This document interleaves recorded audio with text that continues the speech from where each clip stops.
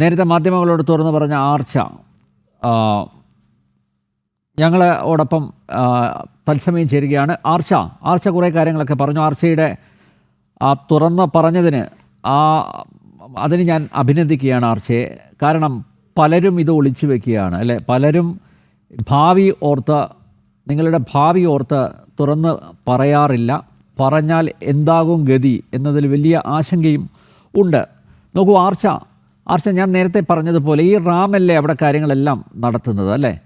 അതുകൊണ്ട് തന്നെയല്ലേ അയാളെ ചോദ്യം ചെയ്യാൻ ആരുമില്ല. അയാളാണ് അവിടുത്തെ രാജാവ്. അയാൾ പറയുന്നതിനനുസരിച്ച് കാര്യങ്ങൾ നടക്കുന്നു. അയാളുടെ ഇംഗിതം അനുസരിച്ച് മുന്നോട്ട് പോകാൻ പറ്റൂ ആർക്കാണെങ്കിലും, അവിടുത്തെ അധ്യാപകർക്കാണെങ്കിലും വിദ്യാർത്ഥികൾക്കാണെങ്കിലും അല്ലേ. ആ ഒരു സ്വാതന്ത്ര്യം ദുരുപയോഗം ചെയ്യുകയല്ലേ അദ്ദേഹം. അതെ, HOD എന്നുള്ള ഒരു സ്ഥാനം തന്നെ അയാൾ ഇതിനു വേണ്ടിയാണ് കാണുന്നത്. പിള്ളേരെ എങ്ങനെ ഹറാസ് ചെയ്യാം, എങ്ങനെ അവരെ തോപ്പിക്കാം എന്നാ നോക്കുന്നത്. അല്ലാതെ എങ്ങനെ കുട്ടികളെ ജയിക്കണം, എങ്ങനെ കുട്ടികളെ പഠിപ്പിക്കണം, എങ്ങനെ കുട്ടികളെ നല്ല രീതിക്ക് ആക്കണം, അങ്ങനെ ഒരു മൈൻഡ് സെറ്റ് ഉള്ള ഒരാളല്ല അത്. എങ്ങനെ കുട്ടികളെ തോപ്പിക്കണം അതാണ് അയാൾക്ക് വേണ്ടത്. അതിനുവേണ്ടി മാത്രം ചെയ്യുന്ന, അതിനുവേണ്ടി ഒരു പൊസിഷനുണ്ട് HOD. അല്ല ആർച്ച, എന്താണ് ഇയാളുടെ പ്രശ്നം? എന്താണ് ഇയാൾ ഈ കുട്ടിയെ, ആത്മഹത്യ കുട്ടിയെ ടാർഗറ്റ് ചെയ്യാനുള്ള കാരണം എന്താണ് പ്രശ്നം? അയാള് എല്ലാരും ഈച്ച് ആൻഡ് എവറി പേഴ്സൺ, എല്ലാ സ്റ്റുഡൻസിനെയും അങ്ങനെ കാണുന്നത്. ഇപ്പം ബോയ്സിനെ ആണെങ്കിൽ ട്രാൻസ്ജെൻഡർ എന്ന് വിളിക്കുന്നുണ്ട്, ഗേ എന്ന് വിളിക്കുന്നുണ്ട്, ഗേൾസിനെ ആണെങ്കിൽ ബോഡി ഷെയിം ചെയ്യുന്നുണ്ട്, ബോയ്സിന് ഇപ്പൊ പ്രണയം ഇല്ലെങ്കിൽ നീ പോയി ചാവട എന്ന് പറയുന്നുണ്ട്. ഓരോ കുട്ടികൾക്കും എന്തെങ്കിലുമൊക്കെ റാംസാറിനെ പറ്റി പറയാനുണ്ടാവും. ഒരാൾക്കെങ്കിലും, എല്ലാവർക്കും എന്തെങ്കിലുമൊക്കെ ഉണ്ടാവും. അതുപോലെ സീനിയേഴ്സിനെ ഇപ്പൊ ഞാൻ ഇപ്പൊ ഈ ഇടയ്ക്ക് ഞാൻ ഇതൊക്കെ അറിയുന്നത്, അവര് തന്നെ ഡിപ്രഷൻ സ്റ്റേജിലുണ്ടായിരുന്നു, സൂയിസൈഡിന്റെ അറ്റം വരെ എത്തിയിട്ടുണ്ട്. അതൊക്കെ കേൾക്കുമ്പോൾ തന്നെ പേടിയാ. ഓക്കെ, ഇപ്പൊ നിതിന് പറ്റിയില്ലെങ്കിൽ ഇപ്പൊ നാളെ ചിലപ്പോൾ എനിക്കായിരിക്കാം. ഇപ്പൊ ഇനിയെങ്കിലും പറഞ്ഞില്ലെങ്കിൽ എന്റെ കൂടെയുള്ളവർക്ക് എന്തെങ്കിലും പറ്റിയാലോ, അല്ലെങ്കിൽ എനിക്ക് എന്തെങ്കിലും പറ്റിയാലോ. ഇപ്പൊ നിതിന്റെ അമ്മയും അച്ഛനും അനുഭവിക്കുന്ന വേദന ഇപ്പൊ കാണുന്നുണ്ട്, സഹിക്കാൻ പോലും പറ്റുന്നില്ല. അതിന് എന്റെ വീട്ടുകാർ കാണാം, അല്ലെങ്കിൽ വേറെ ഒരാളെ വീട്ടിൽ കാണേണ്ടി വരും. ഇപ്പൊ ഇതൊക്കെ പറയേണ്ട ഒരു സമയമാണ്. അതാ ഞാൻ വന്ന് പറഞ്ഞേ. ആർച്ച, നിതിൻ ഇത് ഷെയർ ചെയ്തിരുന്നു. എനിക്കറിയില്ല ഇതിന് കേട്ടിട്ട് എന്താ. ഒന്നും സംഭവിക്കില്ല ആർച്ച, ധൈര്യമായിട്ടിരിക്കുക. ഇത്തരം നരാധമന്മാരെ നേരത്തെ തന്നെ പറഞ്ഞല്ലോ, നിങ്ങൾ തന്നെ പറഞ്ഞു ഇത് മനുഷ്യനല്ല മൃഗമാണെന്ന്. മൃഗങ്ങൾ പോലും നാണിക്കും ഇതുപോലുള്ളവർ ജീവിച്ചിരിക്കുന്നുണ്ടല്ലോ എന്നോർത്ത. നോക്കൂ, തുറന്ന് പറഞ്ഞതിൽ ഒരു പേടിയും വേണ്ട, ഒന്നും സംഭവിക്കില്ല. നോക്കൂ, ഈ നിതിൻ ഇത്തരം അപമാനം നേരിട്ടത്, അധിക്ഷേപം നേരിട്ടത് നിങ്ങളടുത്ത് ഷെയർ ചെയ്തിട്ടുണ്ടോ? തുറന്ന് പറഞ്ഞിരുന്നോ? നിങ്ങളടുത്ത് ആരുടെങ്കിലും പങ്കുവച്ചിരുന്നോ ഇതിൻ്റെ ആശങ്കയൊക്കെ? ഇത് അതായത് ഈ കഴിഞ്ഞ 2 വീക്കിനുള്ള ഇൻസിഡന്റ് കഴിഞ്ഞ ശേഷം കണ്ടിട്ടുണ്ടായിരുന്നു. അപ്പൊ പറഞ്ഞു എനിക്ക് പറ്റുന്നതിന് അത്രയും ഞാൻ മാക്സിമം പിടിച്ചിരുന്നു. ഒട്ടും പറ്റാണ്ടായപ്പോഴും ഞാൻ ഇങ്ങനെ തിരിച്ചു പറഞ്ഞു, അല്ലെങ്കിൽ ഞാൻ പറയത്തില്ലായിരുന്നു, ഒട്ടും പറ്റിയില്ല, അതാ ഞാൻ തിരിച്ചു പറഞ്ഞതെന്ന് പറഞ്ഞിട്ടുണ്ടായിരുന്നു. അപ്പൊ നേരത്തെ തന്നെ നിങ്ങൾ പരാതി കൊടുത്തിരുന്നോ? റാമിനെതിരെ പരാതി കൊടുത്തിരുന്നോ? അതായത് പല കുട്ടികൾക്കും ഈ അനുഭവം ഉണ്ടായിട്ടുണ്ട്, പലരും ഇത്തരം അനുഭവങ്ങളിലൂടെയാണ് കടന്നുപോയത്. എന്നിട്ടും നടപടി സ്വീകരിച്ചില്ല. മാനേജ്മെന്റിന്റെ നിലപാട് എന്താ? മാനേജ്മെന്റ് എന്താ ഇയാളെ പ്രൊട്ടക്ട് ചെയ്യുന്നത്? ഇല്ല, ഞങ്ങള് പേടിച്ചിട്ട് കംപ്ലൈന്റ് ചെയ്തിട്ടില്ല. ഈ സംഭവങ്ങളൊക്കെ നടന്നതിന് ശേഷം നമ്മൾ കംപ്ലൈന്റ് ഒന്നും ചെയ്തിട്ടില്ല. പേടിയായിരുന്നു, ഇനി കംപ്ലൈന്റ് ചെയ്തിട്ട് പുള്ളിക്കാരൻ വീണ്ടും വന്നാൽ നമ്മളെ വീണ്ടും ഇതിന്റെ അപ്പുറം ടോർച്ചർ ചെയ്യും. അതുകൊണ്ട് നമ്മള് പേടിച്ചിട്ടൊന്നും പറഞ്ഞില്ല. പക്ഷെ ഇപ്പോഴത്തെ പ്രിൻസിപ്പാളിനനുസരിച്ച് പ്രിൻസിപ്പാൾ സ്റ്റുഡൻസിന്റെ കൂടെ മാത്രം നിൽക്കത്തുള്ളൂ. അത് ആദ്യമേ വന്നപ്പോൾ തന്നെ പറഞ്ഞിട്ടുള്ള കാര്യം, ഞാൻ സ്റ്റുഡൻസിന്റെ കൂടെ മാത്രം നിൽക്കത്തുള്ളൂ. പക്ഷെ നമുക്കിപ്പോ തോന്നുന്നു അത് കംപ്ലൈന്റ് ചെയ്യാനുള്ളതായിരുന്നു എന്ന് തോന്നിപ്പോവാ. നേരത്തെ കാര്യങ്ങളൊന്നും എനിക്കറിയില്ല, നേരത്തെ സസ്പെൻഷൻ കിട്ടിയെന്നോ കംപ്ലൈന്റ് ചെയ്തിട്ടുണ്ടോ ഒക്കെ പറയുന്നുണ്ട്. പക്ഷെ എന്റെ ബാച്ച് വന്നതിന് ശേഷം അതിനെ കംപ്ലൈന്റ് ചെയ്തിട്ടില്ലെന്ന് എന്റെ അറിയില്ല. എന്റെ കൂടെ ഉള്ളവരും അതിനെ കംപ്ലൈന്റ് ചെയ്തിട്ടില്ല. ചെയ്താൽ മതിയായിരുന്നു എന്ന് തോന്നിപ്പോവാ ഇപ്പോ. അല്ല, ഈ തെറ്റൊന്നും ചെയ്യാതെ, ഇപ്പം നിതിൻ്റെ ഭാഗത്തും തെറ്റൊന്നും ഇല്ലാതെ ഇങ്ങനെ ഹറാസ് ചെയ്യുന്നത് എന്തിനാണ്? അതൊരു ഒരു സാഡിസ്റ്റിക് ആയിട്ടുള്ള ഒരു മൈൻഡ് ഇയാൾക്കുള്ളത് കൊണ്ട് തന്നെയാണോ? അതിനപ്പുറത്തേക്ക് ഒന്നുമില്ല. എല്ലാവർക്കും ചിലർക്കൊക്കെ ചിലരുടെ സ്വഭാവത്തിൽ അലിഞ്ഞു ചേർന്നിട്ടുണ്ടല്ലോ ഇത്തരത്തിലുള്ള സാഡിസം, ഒരു തരത്തിലുള്ള ആത്മരതി. അതിൻ്റെ അടിസ്ഥാനത്തിലാണോ ഇങ്ങനെ കുട്ടികളെ ഹറാസ് ചെയ്തുകൊണ്ടിരുന്നത്?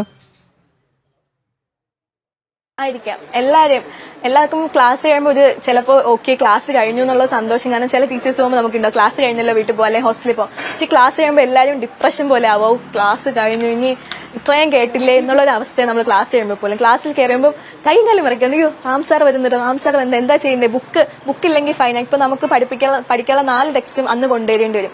സാർ എന്തൊക്കെയാ വരുന്നത് നമുക്കറിയില്ല. അപ്പൊ ഇത് എന്തെങ്കിലുള്ള ദിവസങ്ങളിൽ എല്ലാ ദിവസങ്ങളിലും 4 ടെക്സ്റ്റ് ബുക്കും നമ്മൾ കൊണ്ടുവരാറുണ്ട്. ഇനി അല്ലെങ്കിൽ കൊണ്ടുവന്നില്ലെങ്കിൽ അറ്റൻഡൻസ് കട്ട് ചെയ്യും. അറ്റൻഡൻസ് കട്ട് ചെയ്താൽ നമുക്ക് അറ്റൻഡൻസ് ഇല്ലെങ്കിൽ പിന്നെ എക്സാം എഴുതാൻ പോലും പറ്റില്ല. ക്ലാസ്സിൽ എനിക്ക് തന്നെ അറ്റൻഡൻസ് പോയിട്ടുണ്ട്. ഞാൻ ക്ലാസ്സിൽ ഉണ്ടായിട്ട് എനിക്ക് അറ്റൻഡൻസ് കിട്ടിയിട്ടില്ല. അങ്ങനെ എല്ലാവർക്കും ഓൾമോസ്റ്റ് മിക്ക സ്റ്റുഡൻസിനും അറ്റൻഡൻസ് കിട്ടാറില്ല ക്ലാസ്സിൽ ഇരുന്നിട്ട് പോലും. അപ്പോൾ ഇയാൾ നേരത്തെ പറഞ്ഞിട്ട് തന്നെയാണോ ഈ ഇന്റേണൽ മാർക്കൊക്കെ കട്ട് ചെയ്യുന്നത്? എന്തോ കേട്ടില്ല.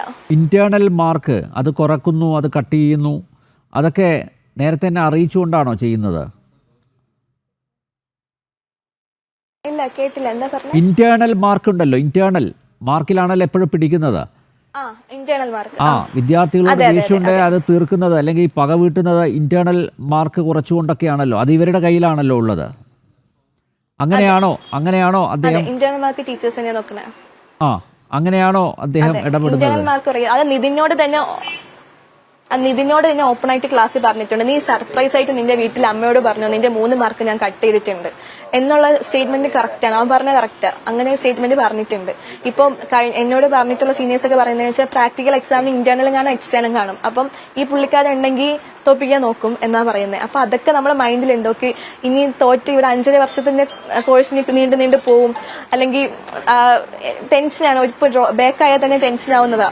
അപ്പോ തോറ്റ പിന്നെ ഇനി എന്തോ ചെയ്യും എന്നുള്ളൊരു ഇത് കാരണം നമ്മൾ ആരും ഒന്നും മിണ്ടാറില്ല. ഇന്റേണൽ മാർക്കും പ്രാക്ടിക്കൽ എക്സാമും പുള്ളിക്കാരന്റെ കയ്യില്ല. അപ്പം പേടിയാ. അല്ല, ഇദ്ദേഹം വിദ്യാർത്ഥികളോട് മാത്രമാണോ ഇങ്ങനെ ക്രൂരമായിട്ട് പെരുമാറുന്നത്? ബാക്കി ഇദ്ദേഹത്തിന്റെ സഹപ്രവർത്തകരോട് എങ്ങനെയാ പെരുമാറ്റം? അധ്യാപകരോടൊക്കെ പെരുമാറുന്നത് ഇതേ രീതിയിലാണോ? അല്ലല്ല, അവരോടൊന്നും കുഴപ്പമില്ല. കുട്ടികളോട് മാത്രമേ പ്രശ്നമുള്ളൂ. ഞങ്ങളെന്തോ വലിയ തെറ്റുപോലെയാ കാണുന്നത്. അപ്പോൾ അതായത് ഒരു അധ്യാപകന് ചേർന്ന രീതിയിലല്ല അദ്ദേഹത്തിന്റെ പ്രവർത്തനം അല്ലേ? ഒരു അധ്യാപകനാവേണ്ട ആളല്ല ഇയാള്. അല്ല, അധ്യാപകനാവേണ്ട ആളെ അല്ല. സാറെന്ന് വിളിക്കാൻ പോലും പറ്റത്തില്ല. അങ്ങനത്തെ ഒരാളെ അല്ല അത്. ഓക്കെ, ആർച്ച എന്തുകൊണ്ടാണ് ഈ നിതിന്റെ സംസ്കാര ചടങ്ങിൽ പങ്കെടുക്കാതിരുന്നത്? അവിടെ അങ്ങനെ ഒരു വിലക്കുണ്ടായിരുന്നോ? ആരും ഇങ്ങോട്ടേക്ക് വരരുത് എന്ന്, നിതിന്റെ വീട്ടിലേക്ക് പോകരുത്, സംസ്കാര ചടങ്ങിൽ പങ്കെടുക്കരുത് എന്നുള്ള? ഇല്ല, അങ്ങനെ ഒരു വിലക്കും ഉണ്ടായിരുന്നില്ല അന്ന്. പിന്നെ എന്തുകൊണ്ടാ സഹപാഠികൾ വരാതിരുന്നത്? വെച്ചിട്ടുണ്ടായിരുന്നു 10 മിനിറ്റ്.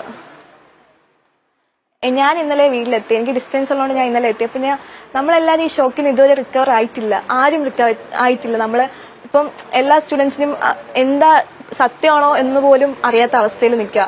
അതാരും വരാൻ പറ്റാത്ത, നമ്മളെല്ലാം വരാൻ വേണ്ടി നിൽക്കുകയാണ്. പക്ഷെ എങ്ങനെ അച്ഛനും അമ്മയും ഫേസ് ചെയ്യും, നമ്മൾ എങ്ങനെ കാണും, അത് നമുക്ക് അറിയില്ല. നമ്മൾ ഫുള്ളി ലോസ്റ്റ് ആയിരിക്കുന്ന സമയം. കൂടെ ഉള്ളൊരു പയ്യനാ പോയി. എല്ലാവർക്കും നല്ല രീതിക്ക് വിഷമമുണ്ട്. അവന്റെ ഹോസ്റ്റലിലുള്ള കുട്ടികൾക്കായാലും നമുക്കായാലും കൂടെ ഇരിക്കുന്ന കുട്ടികൾക്കായാലും അറിയില്ല എങ്ങനെ ഫേസ് ചെയ്യണം, എന്ത് സംസാരിക്കണം.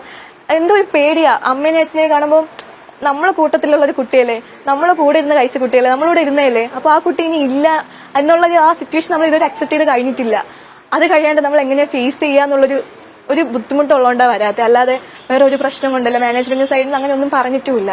അല്ല, നിതിനെ ഹോസ്റ്റലിൽ ഒറ്റപ്പെടുത്തിയിരുന്നോ? കാരണം നിതിന് ഹോസ്റ്റലിൽ കൊടുത്ത മുറി പോലും അത് ഒരു വിദ്യാർത്ഥിക്ക് താമസിക്കാൻ പറ്റാത്ത തരത്തിലുള്ള മുറിയാണ് എന്നൊക്കെ കേൾക്കുന്നു. എന്താ അതിലെ യാഥാർത്ഥ്യം? ഇല്ല, അതിനെപ്പറ്റി എനിക്കറിയില്ല. അവന്റെ നേരത്തെ ഉണ്ടായ റൂം റീപ്ലേസ് ആയി വേറൊരു കുട്ടി വന്നപ്പോൾ അവന് ആ റൂമിലേക്ക് മാറ്റി എന്നാ ഞാൻ അറിഞ്ഞു. എനിക്ക് അതിനെപ്പറ്റി കൂടുതൽ എനിക്കറിയില്ല. എന്റെ അറിവിൽ ഇങ്ങനെ വേറെ റൂമിന് പ്രശ്നം ഉണ്ടതായിട്ടോ അതിനെപ്പറ്റിയൊന്നും എനിക്കറിയില്ല. ഈ റാമല്ലാതെ വേറൊരു പറഞ്ഞു കുഴപ്പമൊന്നും ഇല്ലെന്ന് എന്നോട് പറഞ്ഞിട്ടുള്ളേ. റാമല്ലാതെ വേറൊരു അധ്യാപിക കൂടി ഉണ്ടല്ലോ FIR-ൽ, അവർക്കെതിരെയും കേസ് രജിസ്റ്റർ ചെയ്തിട്ടുണ്ടല്ലോ. അവരുടെ സ്വഭാവം എങ്ങനെയായിരുന്നു? സംഗീത മാം.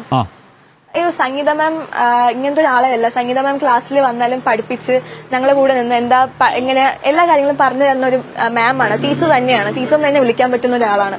ക്ലാസ്സിലൊക്കെ നല്ല രീതിക്കാണ് വന്ന് ക്ലാസ് എടുക്കുന്നത്. ഇപ്പൊ നമുക്ക് പോയി ഡൗട്ട് ചോദിക്കാൻ പറ്റിയ ഒരു ഫ്രീഡം എല്ലാം ഉണ്ട്. ഈ റാമിനെ പോലെയുള്ള ഒരാളല്ല. എനിക്ക് പേഴ്സണലി വിഷമമുണ്ട്. ഇപ്പം മാമിന്റെ പേര് ഇങ്ങനെ, മാമിന്റെ ഫോട്ടോസ് ഒക്കെ ഇങ്ങനെ വരണമ്പോൾ തന്നെ നല്ല രീതിക്ക് വിഷമമുണ്ട്. മാം അങ്ങനെ ഒരാൾ അല്ല, അത് ഞാൻ ഉറപ്പിച്ചു. ഇപ്പൊ നമ്മളെ കോളേജിൽ ഈച്ച് ആൻഡ് എവരി പേഴ്സണോട് ചോദിച്ചാലും ഈ റാമിനെ പറ്റി പറയാനാണെങ്കിൽ ഒരുപാടുണ്ട്, ഇഷ്ടംപോലെ കാര്യങ്ങളുണ്ട്. പക്ഷേ ഈ മാമിനെ പറ്റി പറയാൻ വേണ്ടി നല്ലത് മാത്രമേ ഉള്ളൂ. പിന്നെ എങ്ങനെയാണ് അവർ ഈ പ്രതിപട്ടികയിൽ വന്നത്? FIR-ൽ അവരുടെ പേര് എങ്ങനെ കടന്നുകൂടി? അതാണ് എനിക്ക് അറിയാൻ പറ്റാത്ത. ഈ നിതിന്റെ വോയിസ് തന്നെ നിതിൻ പറയുന്നുണ്ട് സംഗീത മാം ഇങ്ങനെ നോക്കി നിന്നു. അപ്പൊ മാം ചിലപ്പോൾ മാമിന്റെ നിസ്സഹായ അവസ്ഥ കൊണ്ടായിരിക്കാം അങ്ങനെ നിന്നത്. ഇപ്പൊ ഈ റാം ഉള്ളതുകൊണ്ട് തന്നെ അവിടെ ആർക്കും ഒന്നും പറയാൻ പറ്റില്ല. ഒരു സുപ്പീരിയോറിറ്റി കോംപ്ലക്സ് എന്ന് തന്നെ പറയാം. ആ പുള്ളിയാണ് അവിടുത്തെ എല്ലാം. ഡെന്റൽ അനാറ്റമി ഡിപ്പാർട്ട്മെന്റിലെ എല്ലാം അയാളാണ്. അപ്പൊ അതുകൊണ്ട് തന്നെ മിക്കവാറും പേടിച്ചിട്ടോ അങ്ങനെ എന്തെങ്കിലും വേറെ ഒരു കാര്യത്തിൽ ഇടപെടാറില്ല സംഗീത മാം. പഠിപ്പിക്കാൻ പോവുക അങ്ങനെ ഒരു മെന്റാലിറ്റി ഉള്ള ആളാ. മാമിനെ പറ്റി എനിക്ക് പ്രത്യേകിച്ച് അങ്ങനെ ഒരു കംപ്ലൈന്റ്സ് ഇല്ല, വേറെ ആർക്കും കാണത്തില്ല. ആർച്ച ഒരു കാര്യം കൂടി ചോദിക്കട്ടെ, ആർച്ചക്ക് തിരക്കേണ്ടതെന്ന് ഞാൻ മനസ്സിലാക്കുന്നു. ആർച്ച, ഇതിപ്പോ ഈ അന്വേഷണം അട്ടിമറിക്കാനുള്ള സാധ്യതയുണ്ടോ? കാരണം ഒരു ലോൺ ആപ്പ് എന്ന് പറയുന്ന ഒരു വിഷയമായിട്ട് ഇപ്പോൾ പോലീസ് വന്നിട്ടുണ്ട്. അപ്പോൾ നിലവിലുള്ള യഥാർത്ഥ പ്രശ്നം വഴിതിരിച്ചു വിടാനുള്ള ഒരു ശ്രമം നടക്കുന്നുണ്ടോ? എനിക്ക് അതിനെപ്പറ്റി കൂടുതൽ അറിയില്ല. അന്ന് ഇങ്ങനെ സംഭവം നടന്നപ്പോഴാണ് ഞാൻ ഈ ലോൺ ആപ്പിന്റെ കാര്യം അറിയുന്നത്. ഇതിന്റെ നമ്പർ മാറ്റി ഇങ്ങനെ കൊടുത്തു, ഈ നമ്പർ എങ്ങനെയാ മാറിയെന്നൊന്നും എനിക്ക് അറിയാൻ പാടില്ല. ചിലപ്പോൾ അത് ആപ്പ് ഇങ്ങനെ ഹാക്ക് ചെയ്ത് അങ്ങനെ എന്തെങ്കിലും ആയിരിക്കാം. അതിനെപ്പറ്റി എനിക്കൊന്നും അറിയില്ല. എനിക്ക് അറിയാത്ത കാര്യം പറഞ്ഞിട്ട് കാര്യമില്ല. എനിക്കറിയില്ല അതിനെപ്പറ്റി. അതുകൊണ്ടാണോ എന്തായാലും ഈ ഇദ്ദേഹത്തിന്റെ ഒരു പാർട്ട് നല്ല രീതിക്ക് അവനെ അഫക്ട് ചെയ്തിട്ടുണ്ട്. അവൻ നല്ല രീതിക്ക് അത് ഒരു കുട്ടിയല്ലേ, 10-21 വയസ്സായിട്ടുള്ളൂ. അപ്പൊ അവന് അതൊക്കെ അക്സെപ്റ്റ് ചെയ്യാൻ ബുദ്ധിമുട്ടാണ്. എനിക്കും അക്സെപ്റ്റ് ചെയ്യാം, നമ്മൾ ആർക്ക് കേട്ടാലും അക്സെപ്റ്റ് ചെയ്യാൻ ബുദ്ധിമുട്ടാണ്. അങ്ങനെ പറഞ്ഞിട്ടുള്ള ഒരു മനുഷ്യൻ എന്തായാലും അവൻ അങ്ങനെ ചെയ്തതിൽ ഒരു പാർട്ട് അദ്ദേഹം കൂടിയാണ്.